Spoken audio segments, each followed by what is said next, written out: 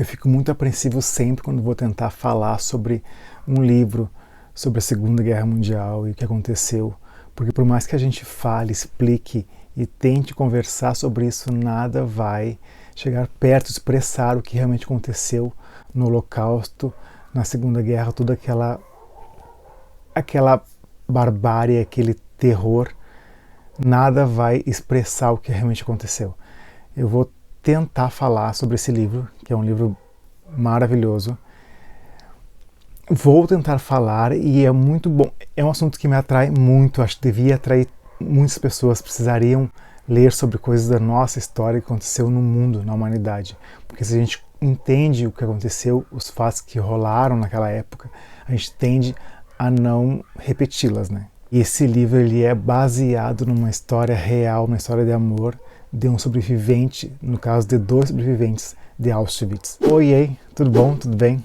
Eu sou Isaac e hoje estou aqui para falar sobre esse livro, O Tatuador de Auschwitz, escrita pela Heather Moorings. E, gente, sempre quando cai um livro na minha mão sobre a Segunda Guerra, é assim, ó, é uma fixação, é um aprendizado em cada página, é muita história, é muito fato. Sendo ficção ou não, a gente aprende muita coisa sobre a Segunda Guerra, sobre o ser humano também, nesses livros da Segunda Guerra Mundial. E esse livro já começa nos mostrando todo o terror, todo o pavor, todo o pânico que as pessoas passaram trancadas naqueles trens de carga que levavam elas para Auschwitz.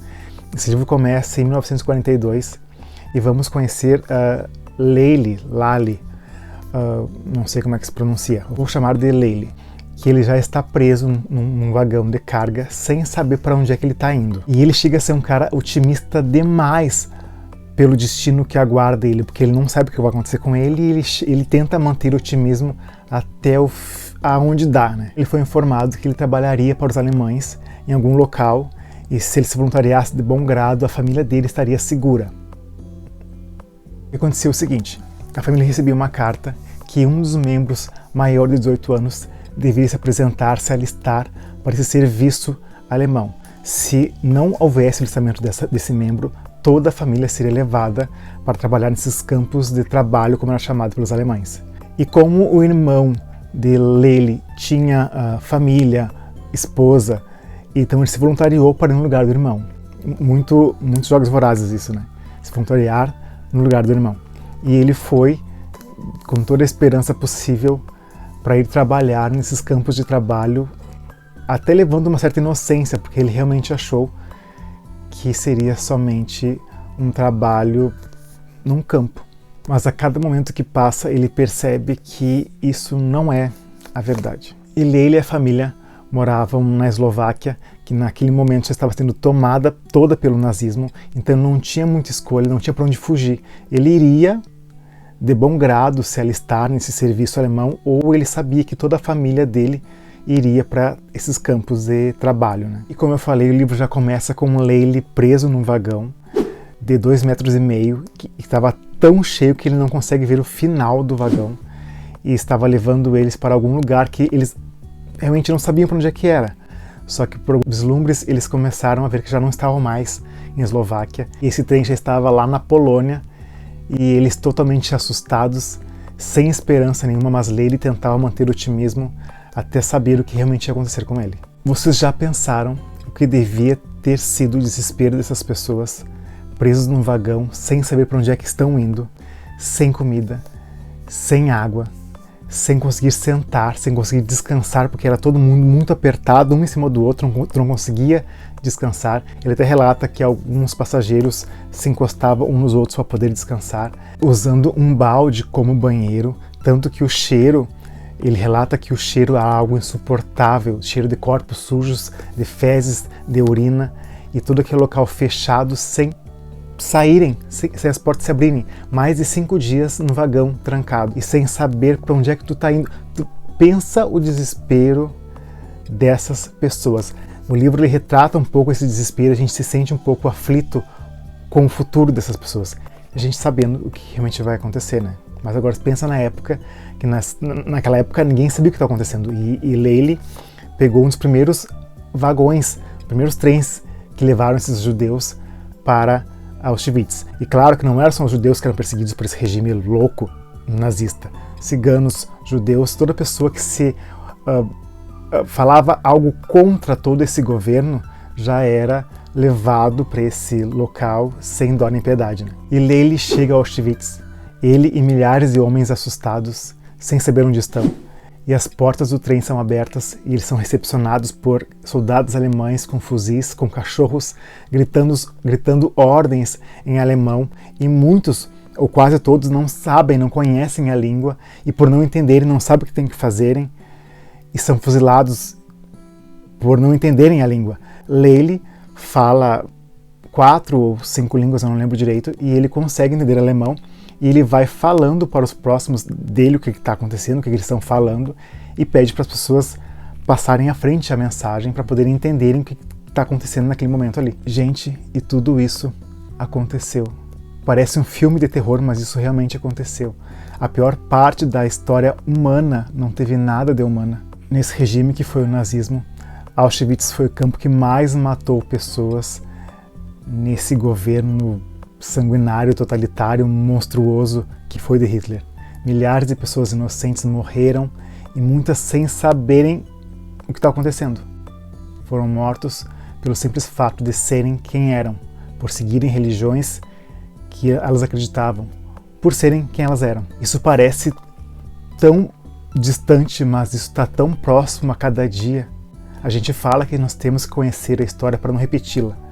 E parece que essa história acaba voltando pra gente, não nesta grandiosidade que foi todo esse terror do Holocausto, mas a gente ainda vive com pensamentos retrógrados, pensamentos preconceituosos que não cabem mais, mas a história parece que volta a se repetir.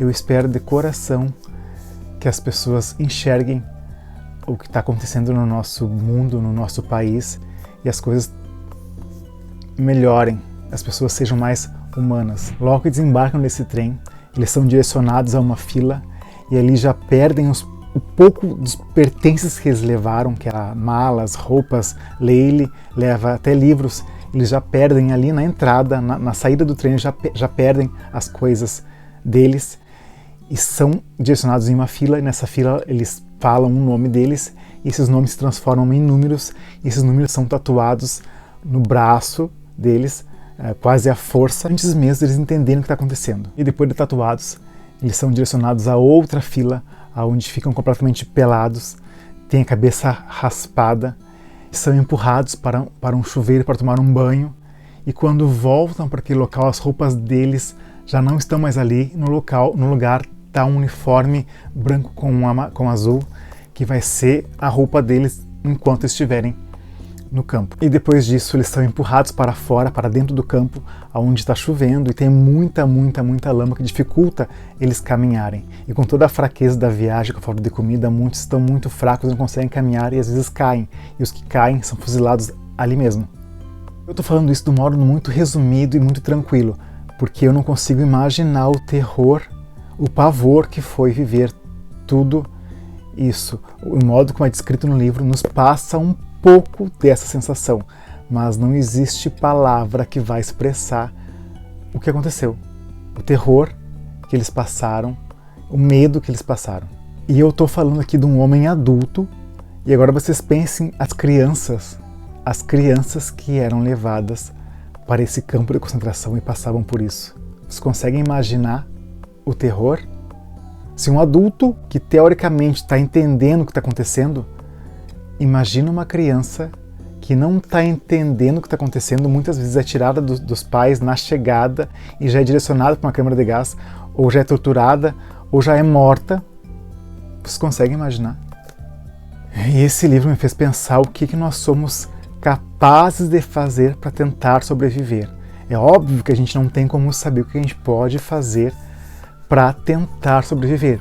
Só vivendo uma situação obscura e tenebrosa e horrível como essa para a gente poder entender e saber o que a gente poderia fazer para sobreviver. Não sei se a palavra que eu posso usar aqui é sorte, mas Leili teve sorte por ter sobrevivido a tifo e mesmo depois de ele ter sido jogado no carro da morte, O carro da morte era um carrinho de mão, um carro de rodas assim, que os prisioneiros carregavam, que todo dia eles passavam e juntavam as pessoas que morriam por doença, por fome, por frio, dentro dos blocos. Eram recolhidos e jogados num canto ou levados para o crematório para serem queimados.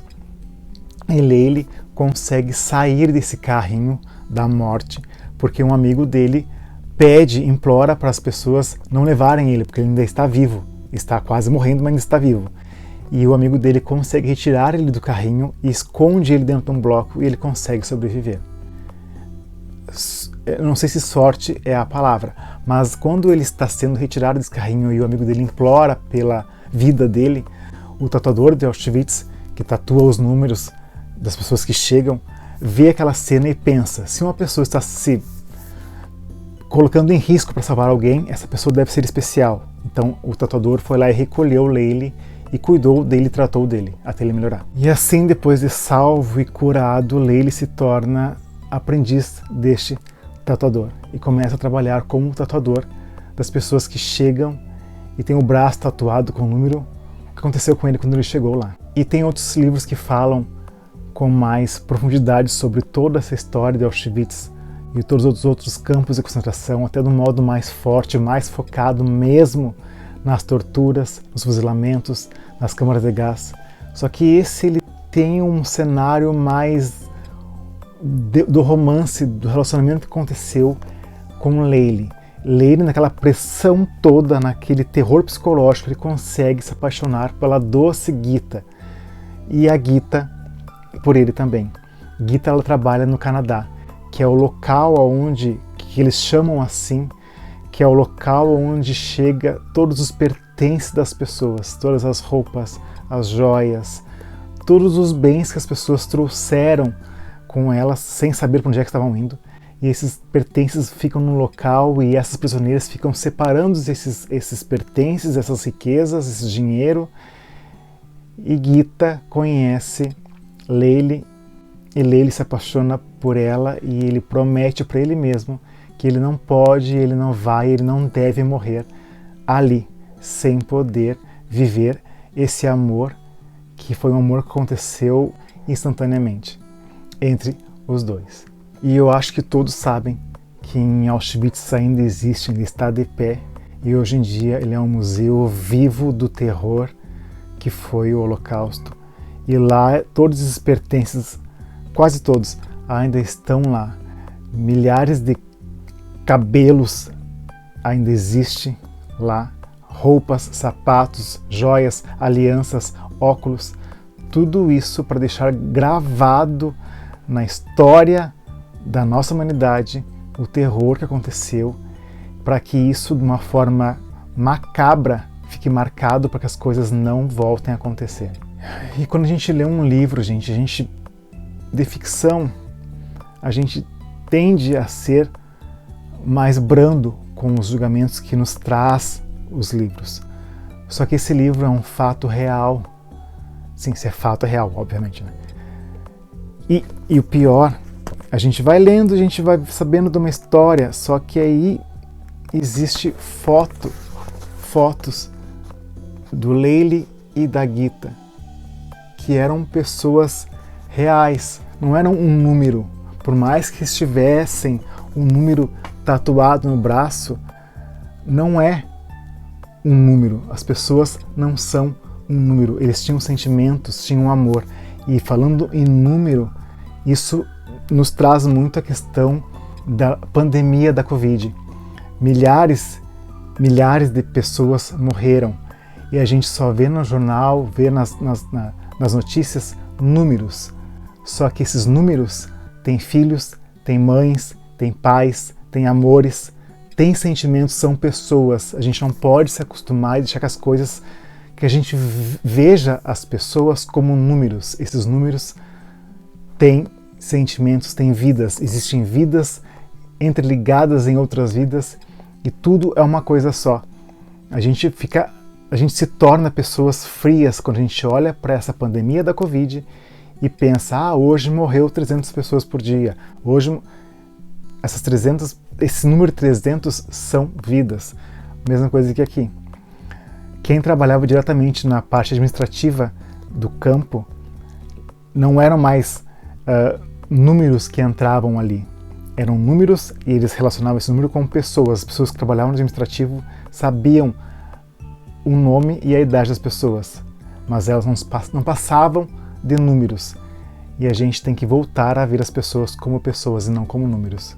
E por mais que a gente tente entender toda a história, ler, estudar, por mais que a gente consiga entender o jogo político, estratégico, doentio, sanguinário que aconteceu, nada justifica o terror que foi o Holocausto, onde milhares de pessoas morreram sem nem saber o porquê que estavam morrendo. E Leili, por ter um cargo de confiança dentro deste campo, ele conseguia ir e vir com mais tranquilidade. Ele tinha um quarto só para ele, onde ele conseguia esconder algumas coisas, e ele conseguia ajudar quase todo mundo que chegava a ele. Aí eu fico pensando, quantas pessoas nós, nos colocando no lugar de Leili, conseguiríamos ajudar, ou teríamos coragem de ajudar alguém, ou ficaríamos silentes perante ao problema e a quase morte de alguém. E colocando isso nos dias de hoje, nós não estamos no regime nazista, nós não estamos... Ok, estamos num momento turbulento da nossa política, onde as pessoas estão completamente individualistas, mas a gente ajuda a outra pessoa, a gente ajuda quem está ao nosso lado, tu ajuda as pessoas que estão ao teu lado. Eu sei que a gratidão está aí, as coisas acontecem, a gente ajuda e toma na cara, mas isso é a parte da vida, né?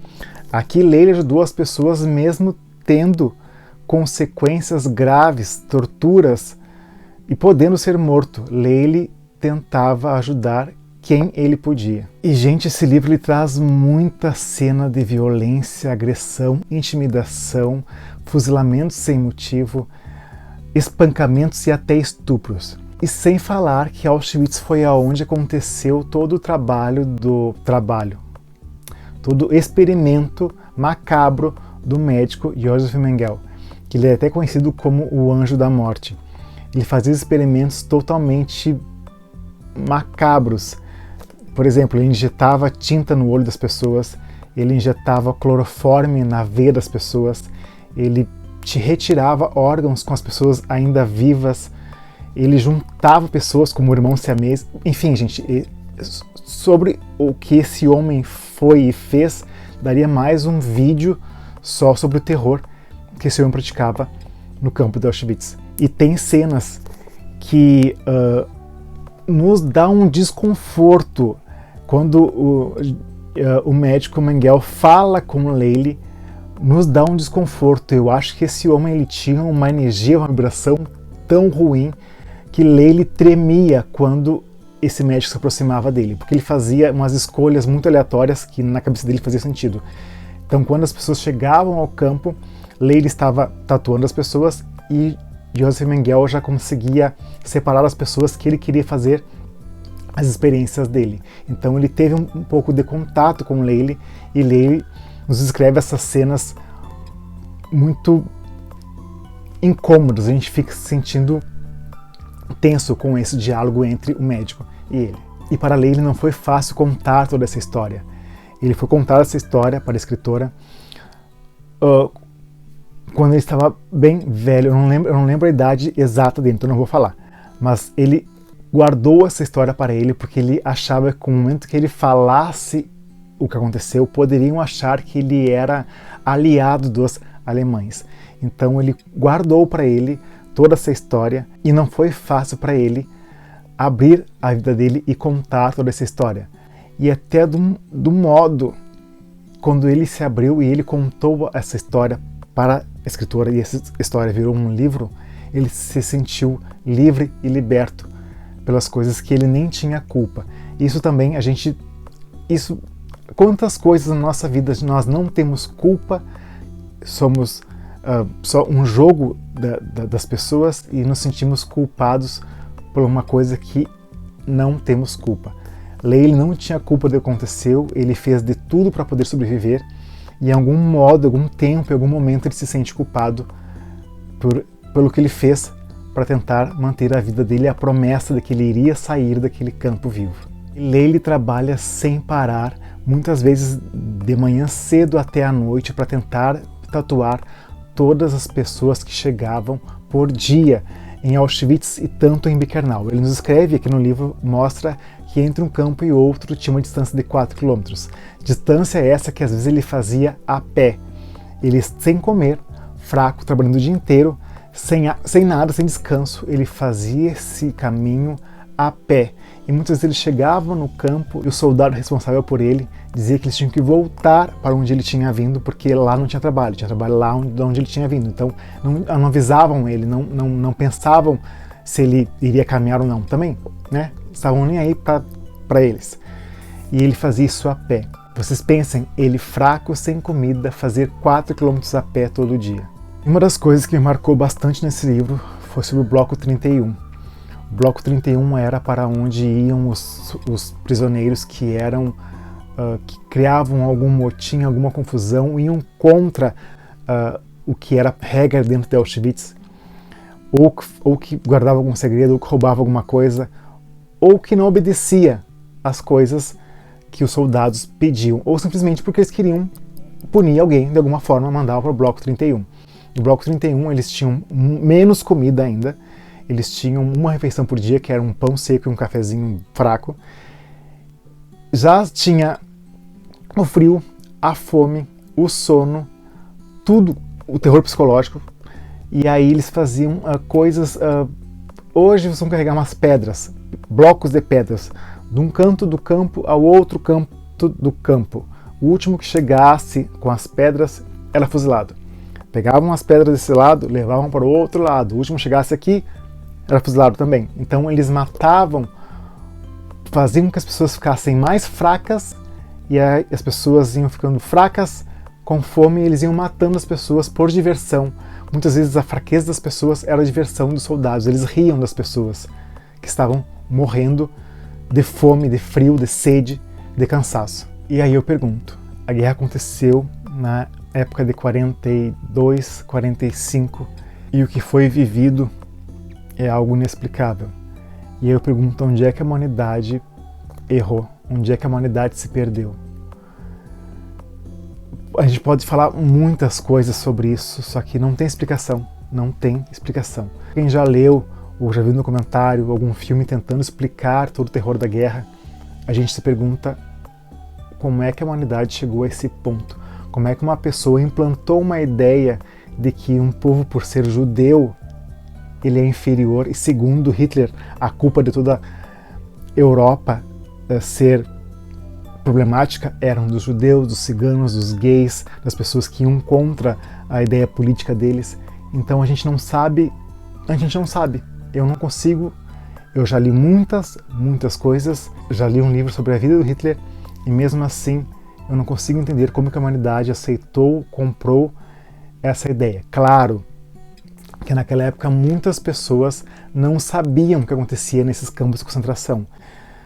Outras sabiam, outras apoiavam, mas para mim isso não tem explicação. É muito bom ler sobre isso para a gente poder ter empatia com as pessoas e saber que a nossa humanidade deu muito errado. E outra coisa que eu não parava de pensar enquanto li esse livro é como Leile tatuava sem parar as pessoas, as centenas de pessoas que chegavam por dia. E começou a chegar cada vez mais pessoas, e as pessoas morriam lá dentro na proporção que chegavam. Então começou a ser cremado os corpos, os crematórios começaram a funcionar 24 horas por dia. Existia uma névoa em cima de Auschwitz das cinzas dos corpos queimados, que os fornos funcionavam 24 horas por dia. Gente, quantas milhares de pessoas morriam por dia e chegavam por dia? Isso eu fiquei pensando assim, toda leitura, toda página era gente morrendo, gente chegando, gente morrendo. Então assim, quantas pessoas passaram? Isso que foi só aqui em Auschwitz. Pensa em toda a guerra, todos os campos de concentração que existiu. E sem falar a questão do corpo ser cremado na religião judaica, já é contra a crença deles. Então foi muita crueldade com a fé e com as pessoas. Enfim, gente, é isso, eu não tenho mais o que falar. Eu fico muito apreensivo falando sobre esses livros da Segunda Guerra, porque é um fato histórico muito marcante na humanidade. Mas é isso aí. Se quiser trocar uma ideia comigo sobre esse livro, algum outro livro, alguma série, deixa um comentário, me chama no Instagram, que a gente conversa, a gente troca uma ideia. E é isso, gente. Se curtiu, dá um joinha, se inscreve no canal. Boa leitura a todos. Tchau!